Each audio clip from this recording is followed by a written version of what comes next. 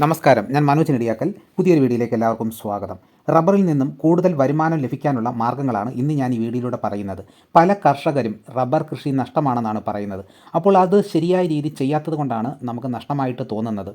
അത് എങ്ങനെ നമുക്ക് ലാഭകരമാക്കിയെടുക്കാം എന്ന് നോക്കാം. ഒന്നാമത് നമ്മൾ ടാപ്പിംഗ് ശ്രദ്ധിക്കേണ്ട കാര്യം എന്ന് പറയുന്നത്, ഉൽപ്പാദനം കൂടുതലുള്ള സമയത്ത് കൂടുതൽ ടാപ്പിംഗ് ചെയ്യുക. ഉൽപ്പാദനം കുറവുള്ള സമയത്ത് ടാപ്പിംഗ് നിർത്തിയിടുന്നതായിരിക്കും നല്ലത്. അതായത് ഈ വേനൽക്കാലത്തൊക്കെ ടാപ്പിംഗ് ചെയ്യുമ്പോൾ ഉൽപ്പാദനം വളരെ കുറവായിരിക്കും. ഇപ്പോൾ ഈ മാർച്ച് മാസമൊക്കെ ടാപ്പിംഗ് ആരംഭിച്ചവർക്ക് കുറച്ച് ദിവസം, ഒരു 10 ദിവസമൊക്കെ മരം ചീവി കഴിയുമ്പോൾ ഈ 10 ദിവസം ഒന്നും കാണത്തില്ല. അതിനുശേഷമായിരിക്കും കുറച്ച് പാല് കിട്ടുന്നത്. അപ്പോൾ ആദ്യത്തെ ഈ 10 ദിവസം നമുക്ക് ജോലിക്കൂലി നഷ്ടമായിട്ട് വരുന്നുണ്ട്.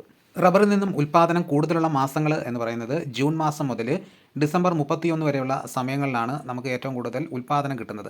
അപ്പോൾ ആ സമയങ്ങളിൽ നമ്മൾ കൂടുതലായിട്ട് ടാപ്പിംഗ് ചെയ്യുക. മഴ സമയത്ത് റെയിൻ ഗാർഡൊക്കെ ഉപയോഗിച്ച് ടാപ്പിംഗ് തുടരുക.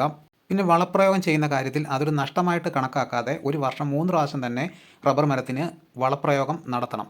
അപ്പോൾ നമ്മളൊരു പശുവിനെ വളർത്തിയാൽ തന്നെയും നമ്മൾ ഡെയിലി അതിന് പിണ്ണാക്ക് കൊടുക്കുന്നുണ്ട്. ആ പിണ്ണാക്ക് കൊടുത്തെങ്കിൽ മാത്രമേ അതിന് പാല് കിട്ടുകയുള്ളൂ. പക്ഷേ റബ്ബർ മരത്തിന് കൃത്യമായിട്ട് പലരും ഈ വളപ്രയോഗം നടത്തുന്നില്ല. അത് തന്നെ ഈ പാല് കുറയാനുള്ള പല കാരണങ്ങളിൽ ഒന്നാണ്. പിന്നെ അടുത്ത ശ്രദ്ധിക്കേണ്ടത്, അനാവശ്യമായിട്ട് റബ്ബർ തോട്ടത്തിൽ പൈസ മുടക്കാതിരിക്കുക. അതായത് ചിലർ ഇങ്ങനെ കാടെടുത്തിടും, പിന്നെ വളം ഇടുന്നത് വേറെ സമയത്തായിരിക്കും. അപ്പോൾ നമ്മൾ കാടെടുക്കുന്നതിൻ്റെ കൂട്ടത്തിൽ തന്നെ വളവും കൂടി ഇട്ട് പോകുന്നെങ്കിൽ അത് നമുക്ക് ലാഭകരമായിട്ട് മുന്നോട്ട് പോകാനായിട്ട് വരും. അല്ലെങ്കിൽ പിന്നെയും നമ്മൾ വളം ഇടുന്ന സമയത്ത് അടുത്ത കാടെടുക്കുന്നത് അത് എക്സ്ട്രാ ചിലവായിട്ട് വരും. അപ്പോൾ നമ്മൾ എപ്പം വളം ഇടുന്നത് നോക്കിയിട്ട് വേണം ഈ കാടൊക്കെ എടുത്ത് വൃത്തിയാക്കേണ്ടത്.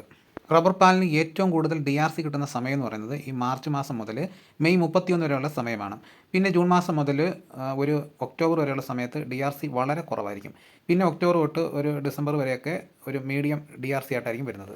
ഇപ്പം DRC കൂടുതലാണെങ്കിലും ഇപ്പോൾ റബ്ബർ പാലിൻ്റെ അളവ് വളരെ കുറവായിരിക്കും. അതായത് ഈ മാർച്ച് ഏപ്രിൽ മാസം വരെയൊക്കെ വളരെ കുറവായിരിക്കും. പിന്നെ മെയ് മാസമൊക്കെ ആയിട്ടായിരിക്കും പാലിൻ്റെ അളവ് കൂടുതലായിട്ട് വരുന്നത്. ആഴ്ചയിൽ 3 പ്രാവശ്യം വെട്ടുന്നത് നമ്മുടെ റബ്ബറിൻ്റെ ഉൽപ്പാദനം വർദ്ധിപ്പിക്കുന്നതിനും നമ്മുടെ ലാഭകരമായിട്ട് മുന്നോട്ട് കൊണ്ടുപോകാനും സാധിക്കും. കാരണം 3 ദിവസത്തെ ടാപ്പിങ്ങിൻ്റെ ക്യാഷ് മാത്രം കൊടുത്താൽ മതിയായിരിക്കും. അപ്പോൾ നമുക്ക് ഒരാഴ്ചക്കത്തെ പാല് നമുക്ക് ആ 3 ദിവസം കൊണ്ട് നമുക്ക് തന്നെ മരത്തിൽ നിന്ന് കിട്ടുന്നതായിരിക്കും. നല്ല തണുത്ത കാലാവസ്ഥയിലായിരിക്കും റബ്ബറിൽ നിന്ന് കൂടുതൽ പാൽ ഇറങ്ങുന്നത്. വേനൽക്കാലത്ത് ചൂടുള്ള സമയത്ത് പാൽ പട്ടയിലോട്ട് ഇറങ്ങില്ല. ചൂട് കൊണ്ട് പാൽ മേൽപോട്ട് വലിഞ്ഞു പോകത്തേ ഉള്ളൂ. അപ്പോൾ അതാണ് അവിടെ നഷ്ടകരമായിട്ട് നമുക്ക് വരുന്നത്. പലരും റബ്ബർ കൃഷി നഷ്ടമാണ് എന്ന് പറയുന്നെങ്കിലും മറ്റ് ഏത് കൃഷിയാണ് ലാഭകരമായിട്ടുള്ളത്? പലരും പറയും റംബൂട്ടാൻ നട്ട് കഴിഞ്ഞാൽ നല്ല ആദായം കിട്ടുമെന്ന് പറയും. അപ്പോൾ നമ്മുടെ ഈ റബ്ബറിൻ്റെ പാലെന്ന് പറയുമ്പോൾ നമ്മൾ ലോക്ക് ചെയ്ത് വെച്ചിരിക്കുകയാണ്. അപ്പോൾ നമ്മൾ കത്തി കൊണ്ട് കുത്തിയെങ്കിൽ മാത്രമേ ആ പാല് പുറത്തോട്ട് വരുന്നുള്ളൂ. മറ്റ് ഫലവർഗ്ഗങ്ങളാണെങ്കിൽ നമുക്കത് വന്യമൃഗ ശല്യം കൊണ്ട് നമുക്ക് ആ ഫലവർഗ്ഗങ്ങൾ നഷ്ടപ്പെടാൻ കാരണമാകുന്നുണ്ട്. തന്നെയല്ല, അത് കൃത്യമായിട്ടുള്ള സമയത്ത് നമുക്ക് വിൽക്കേണ്ടതായിട്ട് വരും. അപ്പോൾ നമ്മുടെ ഈ റബ്ബറിൻ്റെ പാലെന്ന് പറയുമ്പോൾ നമുക്ക് ഇന്ന് വെട്ടിയില്ലെങ്കിൽ നമുക്കത് നഷ്ടപ്പെടുന്നില്ല. നമ്മുടെ റബ്ബർ മരത്തിൽ തന്നെ കാണും. പിന്നെ അല്ലെങ്കിൽ നമുക്ക് 4 ദിവസം കഴിഞ്ഞിട്ട് വെട്ടുന്നെങ്കിൽ നമുക്ക് ആ പാല് കിട്ടും. നമുക്കത് നഷ്ടം വരുന്നില്ല. അത് പിന്നെ റബ്ബർ മരത്തിൽ നിന്ന് ലാഭകരമായിട്ട് മുന്നോട്ട് പോകാൻ ചിരട്ടക്കറയാക്കുന്നതാണ് നല്ലതെന്ന് ഞാൻ നേരത്തെ ഒരു വീഡിയോ ചെയ്തിട്ടുണ്ട്. അങ്ങനെ ചെയ്യുന്നതായിരിക്കും നല്ലത്. പിന്നെ റബ്ബർ പാൽ ബാരലിൽ ഒഴിക്കുന്നവർക്ക്, ഒരാഴ്ചയിൽ ഒരു വീപ്പെങ്കിലും നിറയുന്നവർക്ക് ഈ ബാരലാക്കുന്നത് ലാഭമായിരിക്കും.